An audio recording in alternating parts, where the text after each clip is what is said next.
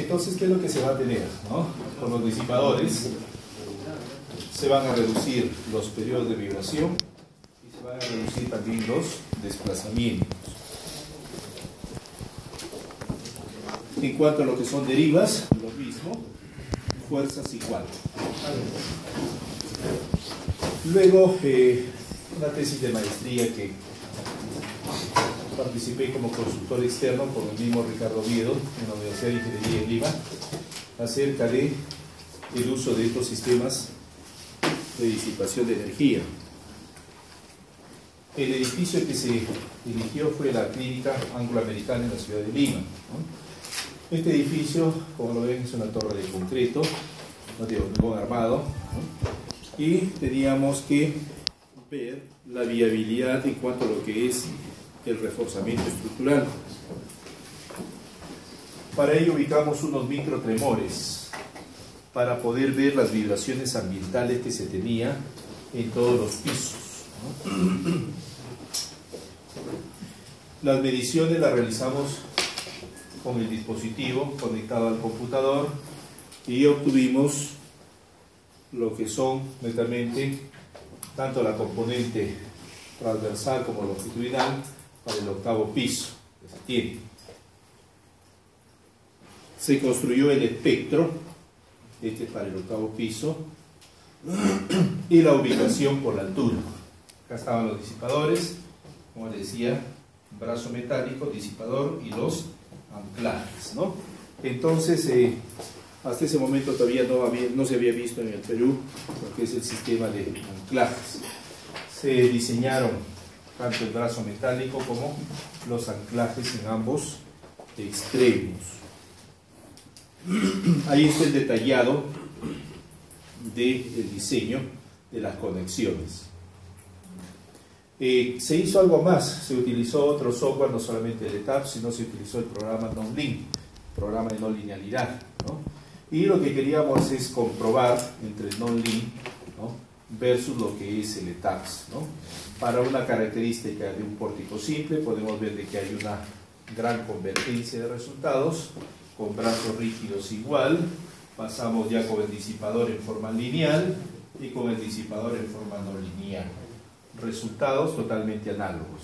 Podemos ver de que con un disipador lineal versus el no lineal, las respuestas son totalmente iguales, ¿no? Un aporte interesante.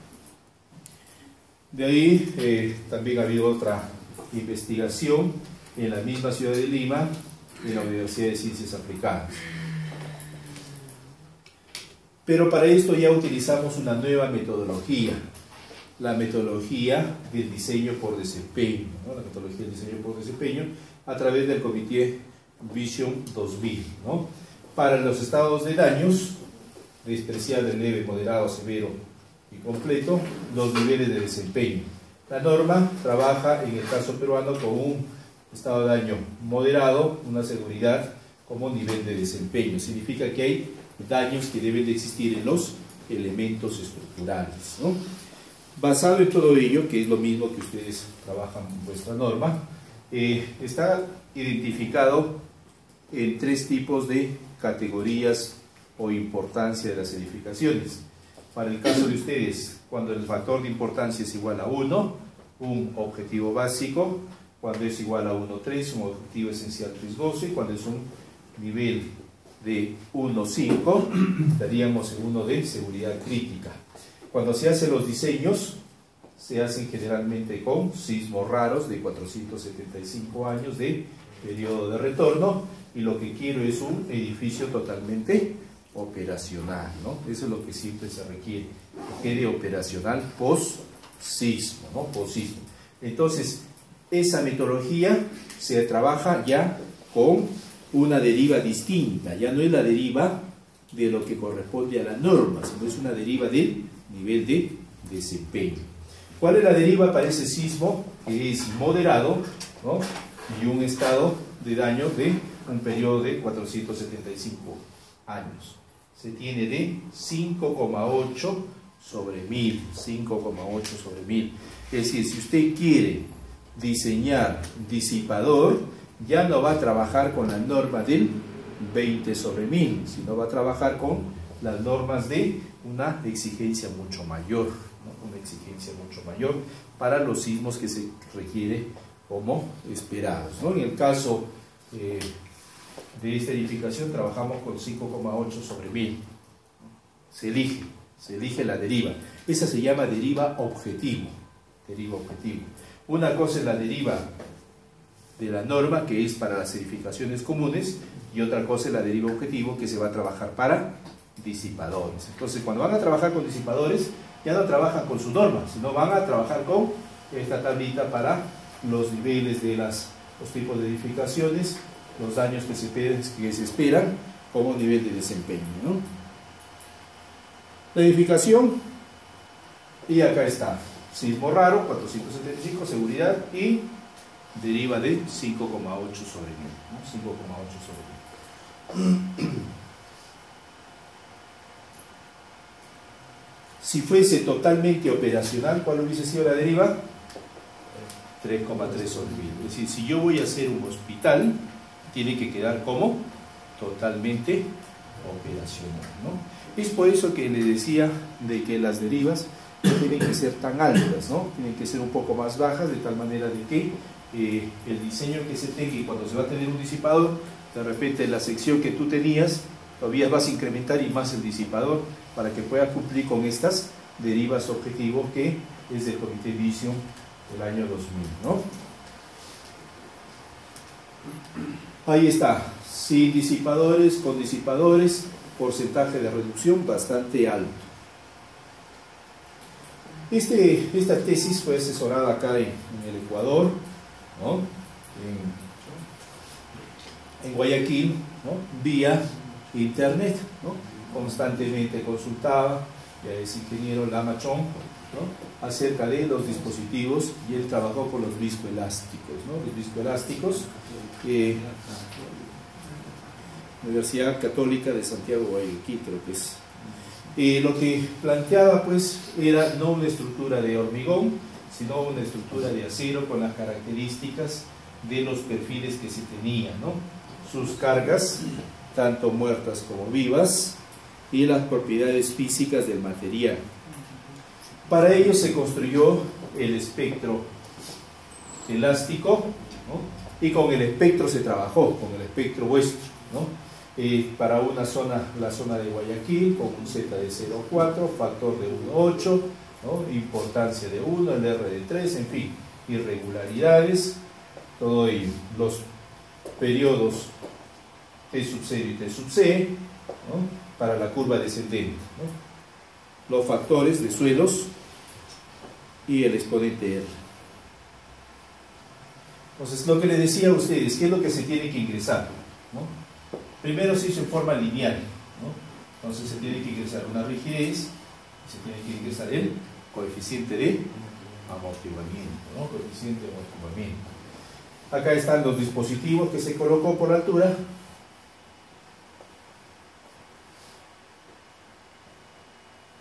Luego, en cuanto a lo que es el diseño, lógicamente que se van a reducir con los disipadores, lo que viene a ser los periodos de vibración, porque ya es el viscoelástico. En el viscoso no iba a reducirse, pero con el viscoelástico sí se reduce. Las derivas también, ¿no? Sin disipador y con disipador, hay reducción porcentual. En una de las consultas que él hacía, me decía, ¿puede ser posible de que realmente ante una carga vertical el disipador también pueda trabajar? Y yo le decía, no, el disipador ante carga vertical no va a trabajar nunca, va a trabajar solamente cuando exista la ocurrencia de un sismo, y no cualquier sismo, cuando el sismo sea realmente severo. Entonces prácticamente el disipador le dice, mira, ¿sabes qué? Soy yo el que voy a trabajar en estos momentos, después tú vas a empezar a trabajar. Esa es la forma que va a trabajar el disipador. Entonces el primer elemento en absorber energía es el disipador, y después es el elemento de corte, ¿no? Entonces no lo es de que primero es el elemento falla y luego el disipador le ayuda. No, el disipador, y cuando ya el disipador llegó a un límite, recién necesita de la ayuda, y si no llega al límite, normal a disipar.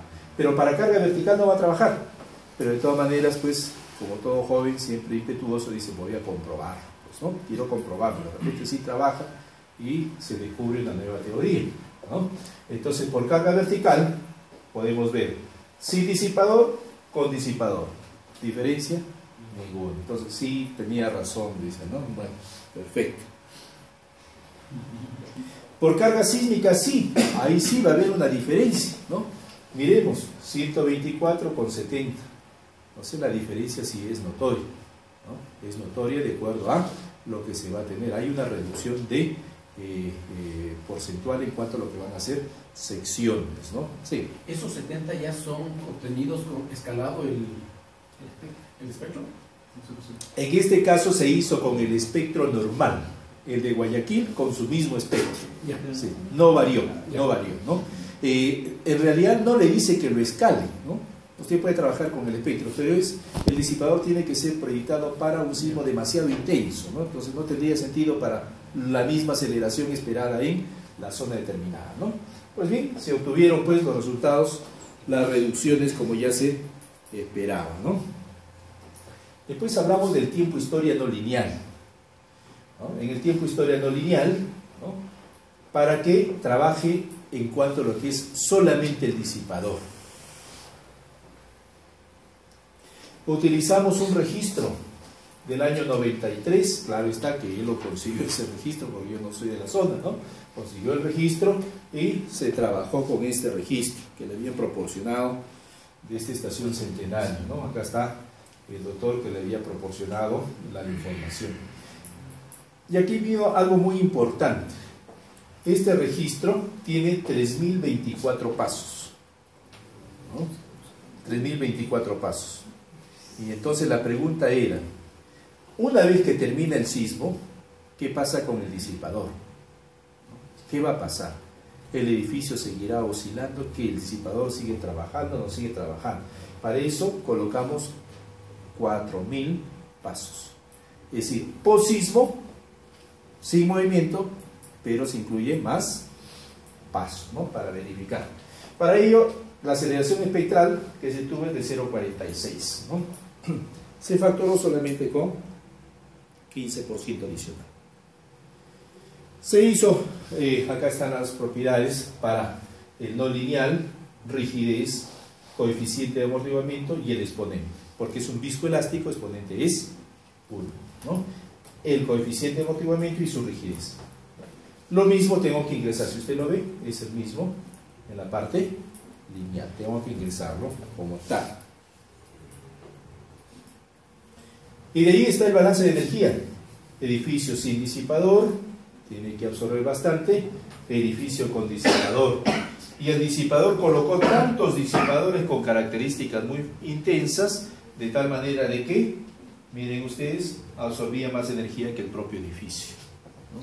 Absorbía más energía.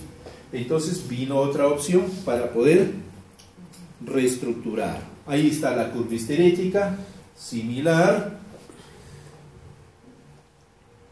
Y bueno, hizo comparaciones de deformaciones, desplazamientos, fuerzas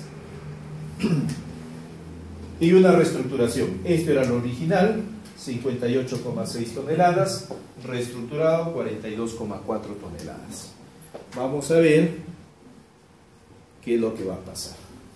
Original, primera corrida y la segunda. Ahora sí el porcentaje se redujo, ¿no? Como yo le decía, hay que colocar un disipador, pero que tampoco supere tan alto porcentaje. En una tesis, bueno, pues una investigación que se hace, yo puedo esperar que de repente quiera absorber hasta el 80%, porque hay tesis que los jóvenes hacen y absorben 80, 90%, entonces el edificio no trabaja en absoluto. Pero la cantidad de disipadores que estoy colocando es altísima. El sobrecosto esperado es demasiado alto. Entonces también tenemos que un poco, sabemos perfectamente que en ingeniería lo que se ve son tiempos de ejecución, presupuesto total de la obra, ¿no? Si el tiempo de ejecución que yo voy a tener para que yo pueda ganar una licitación, porque si el señor postor B, yo como postor A, voy y digo, mi obra lo voy a terminar en un año, y el señor postor B viene y dice, yo lo voy a terminar en 9 meses. Yo como postor A digo, mi obra va a costar 8 millones, el otro señor dice, yo lo voy a hacer en 7.999.999, ¿no? Pero por el tiempo le van a dar a él, ¿no? Muy aparte de lo que pueda ocurrir, como decimos en Perú, debajo de la mesa, ¿no? Bueno, se comportó muy bien. Y este es último aporte de esta tesis. Vamos a ir solamente a lo que nos corresponde para que también en Lima, en la UPC, ¿qué es lo que se hizo? Un comparativo entre muros de corte versus disipadores, ¿no? Mejor dicho, donde iba a estar el muro, ahora lo quito el muro y le coloco disipador. A ver, ¿qué es lo que va a pasar? No es de que sigue el muro y le coloco más disipador. No. Lo elimino el muro y le coloco disipador. Pues bien, para que conozcan un poco del país, el problema que tenemos es subducción, ¿no? Subducción, y estos son los sismos, uno de los sismos más intensos y los últimos que hemos tenido. Para ello, la norma peruana del 2006, que todavía sigue vigente, porque la nueva norma no entra en vigencia, se utilizan 5 registros obligatorios, como mínimo 5 registros. Los confiables, Lima 66, Lima 74, este de acá no es tanto, Ica peor, este de Ocoña igual, ¿no?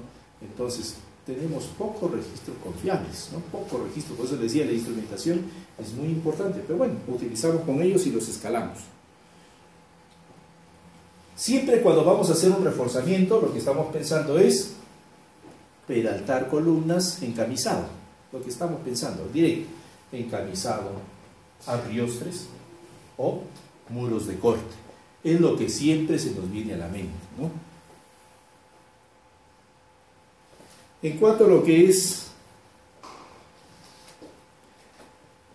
el disipador, sabemos que es un sistema pasivo, y este sistema pasivo puede ser colocado así como habíamos visto, tipo chevron, como el aeropuerto Jorge Chávez de Lima, como también puede ser colocado en diagonal. El otro es muy poco conocido, son los dos los más conocidos, y el tercero que ha salido es con una cruceta en el centro como tipo arriostre en X, ¿no? Es lo que se está utilizando. Entonces, ¿de qué se trata el dispositivo? El dispositivo tiene en su interior líquido, ¿no? Tiene líquido, es un fluido de alta viscosidad. Ese fluido de alta viscosidad, lógicamente, que trabaja a la velocidad. Y el exponente que se tiene, ese exponente de alfa igual a 0,5, es velocidad elevado al exponente alfa, que es 0,5, ¿no? Entonces, trabaja con unos pistones, y estos pistones lo que van a hacer con el fluido es comprimirlo, expandirse y volver en lo mismo, ¿no? Entonces, ese va a ser el trabajo, ¿no? Acá tenemos los extremos para poder fijarlos tanto al brazo metálico como a la conexión extrema, ¿no? El proyecto, acá se tiene ya la estructuración, las normas y lo que es los periodos y las masas participativas, ¿no? Periodo estaba en X, por eso que tenemos una masa participativa del 88%, ¿no? Entonces ya voy teniendo mi masa participativa, ¿no? ¿Y esto para qué me va a servir? ¿Se acuerdan ustedes que me decía modo de participación, modo fundamental? ¿No? 88%, 0,88 multiplicado por coeficiente 1,2 a 1,6. ¿Se acuerdan de eso? Entonces, eso voy a obtener. Y acá tengo mi periodo, pero es para el edificio sin disipador, ¿no? Sin disipador. Pues bien, se miró las placas, se modelaron como están viendo las placas, en ese sentido, con todo su cálculo de acuerdo a la parte normativa. Luego, para el disipador, tenemos que utilizar la metodología del diseño por desempeño, con un sismo de 5,8 sobre 1000 para derivas objetivos, ¿no? Deriva objetivo. Es eso lo que vamos a utilizar, ¿no? Ahí está la ubicación de los disipadores. Y se tiene que calcular, si yo voy a utilizar un espectro, lo que tengo que calcular es ¿qué amortiguamiento va a tener? Porque si yo no tengo la curva histerética, el balance energético, no sé cuánto es el porcentaje que está absorbiendo. Entonces, ¿cómo es que yo calculo? Calculo B, que es un coeficiente, el desplazamiento máximo entre deriva máxima entre deriva objetivo. ¿De dónde sale esta deriva objetivo? De la metodología de Vision 2000, diseño por desempeño. Si usted ve, 5,8 sobre 1000, acá voy a colocar de acuerdo a el nivel de desempeño que yo quiero. Y mi deriva máxima, que superaba la norma, lo divido, obtengo un factor. ¿Y cuál es el porcentaje de amortiguamiento efectivo? Acá está la fórmula. 231 menos 0,41, 41 logaritmo natural de 5 sobre 231 menos 0,41 logaritmo natural de amortiguamiento efectivo. Y el B es el que acabo de calcular. Entonces miremos un poquito para ver cómo es que tengo que saber el amortiguamiento para el caso de un espectro.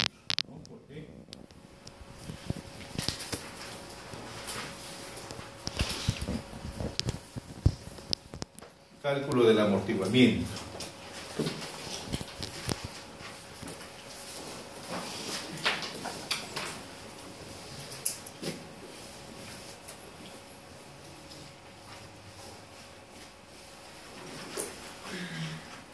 Cálculo del amortiguamiento. ¿Cuál sería el cálculo del amortiguamiento? Primero, un factor de reducción.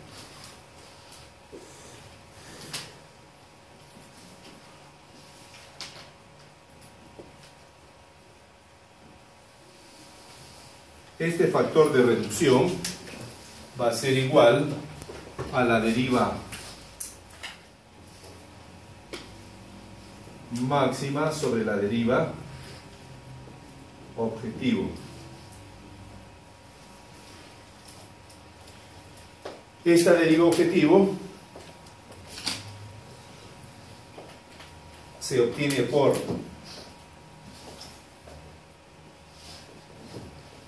tabla del comité Vision 2000,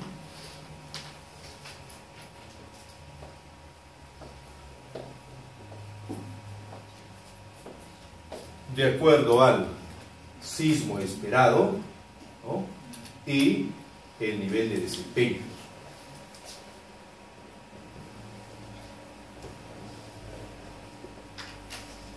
En el caso de ustedes, el sismo esperado es de 475 años.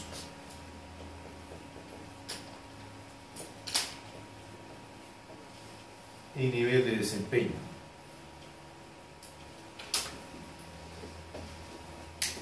Esta tabla está en los PPTs. En el PPT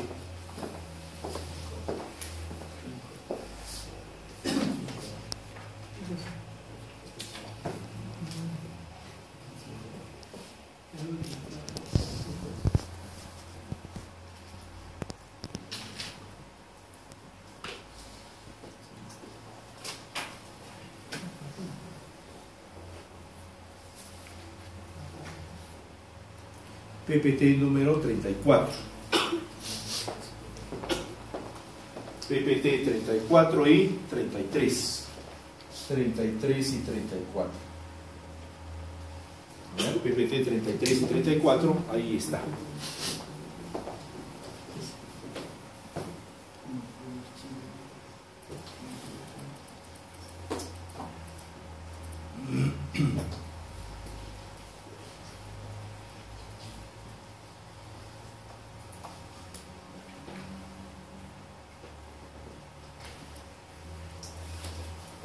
Luego, esta es mi deriva máxima.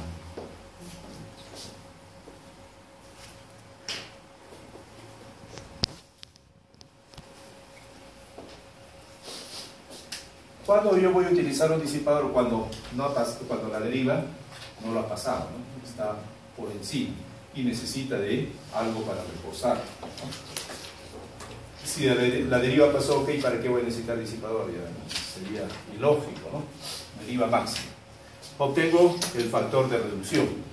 Luego obtengo el amortiguamiento efectivo.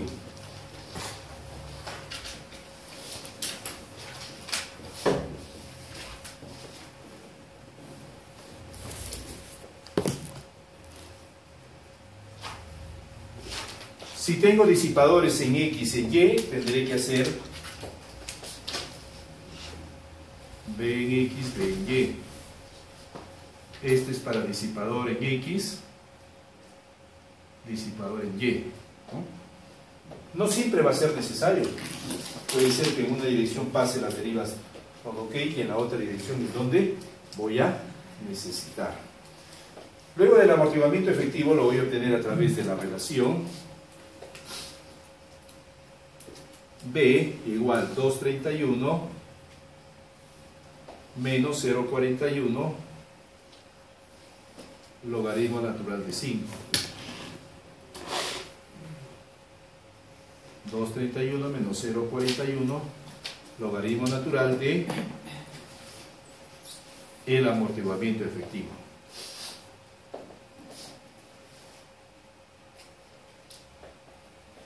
B ya lo conozco todo, de ahí voy a despejar este valor, ¿no? Y voy a obtener el amortiguamiento en porcentaje, ¿no? Amortiguamiento en porcentaje. Entonces, ¿qué voy a decir acá? Amortiguamiento efectivo tanto en X como en Y. De acuerdo al FEMA,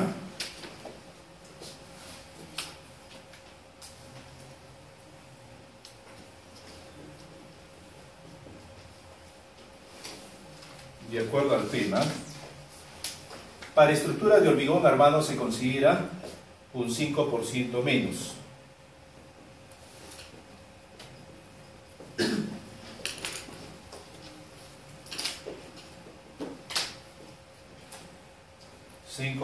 menos. Es decir, el amortiguamiento que se va a tener es igual al efectivo menos 5.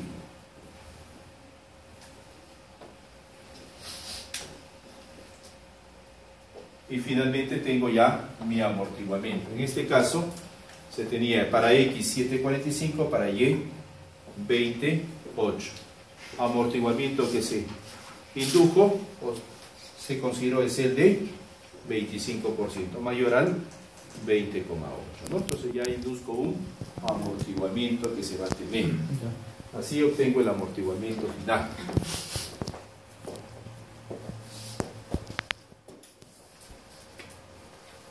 Después el cálculo del desplazamiento, que ya sabemos cómo se hace, los factores, las aceleraciones, todo ello ya habíamos visto, ¿no?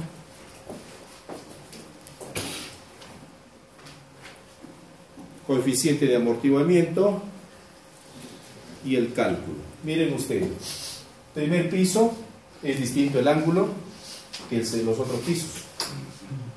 Porque siempre el primer piso pues tenemos una longitud mayor. Entonces vamos a tener distinto. Acá tenemos un disipador y acá tenemos otro disipador con otra rigidez. En el mercado lo que más se vende son los disipadores de 250 kilonewtons, es lo que más se vende.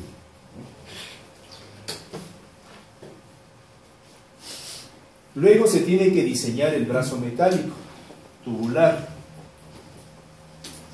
Tenemos la rigidez, longitud y determinamos área efectiva. Acá está el balance de energía, la curva histerética.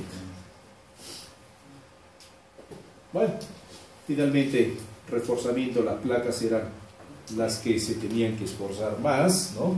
En cuanto a lo que es estructura primero porticada, luego con placas y luego con disipadores, los desplazamientos que se tenían con placas, como podemos ver, en algunos pisos es menor y en algunos otros es mayor también lo que se van a tener.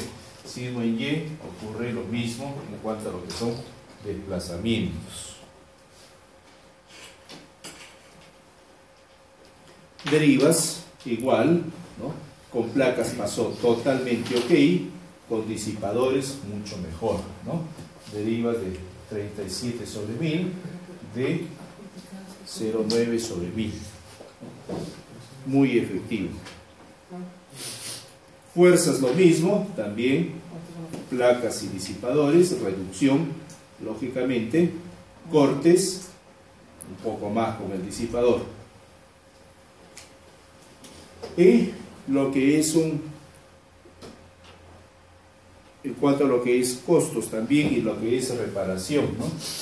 Disipador, lógicamente, se incrementa la inversión, no va a ser, se puede reemplazar, no hay costos de lo que es reforzamiento, reparación, o sismo en una edificación, 25 al 30% del presupuesto inicial para poder, sismo severo, reforzar y reparar daños, ¿no? Esa es la principal desventaja de lo otro. Muy bien. Y pasamos al último bloque,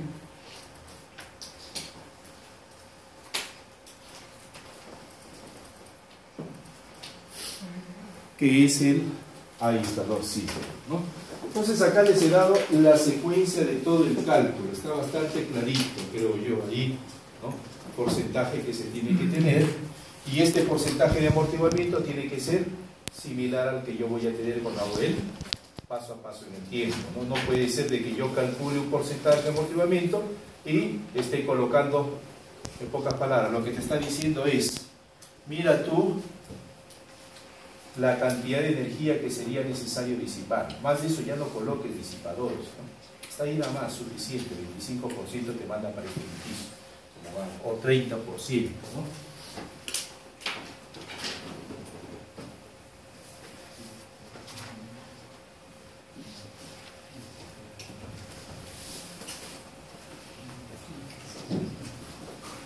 Pues bien, aislador sísmico.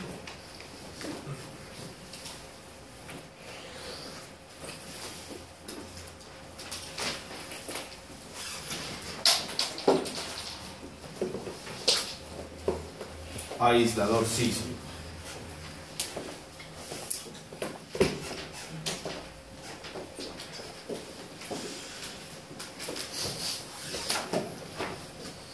La norma ecuatoriana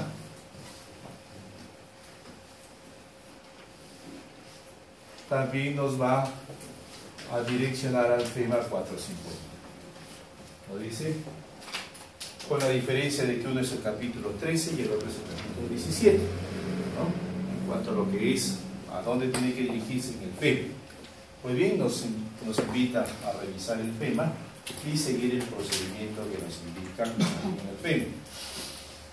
Esto viene a ser un aislador. Entonces, acá tenemos una edificación sin aislador sísmico, donde podemos ver las deformaciones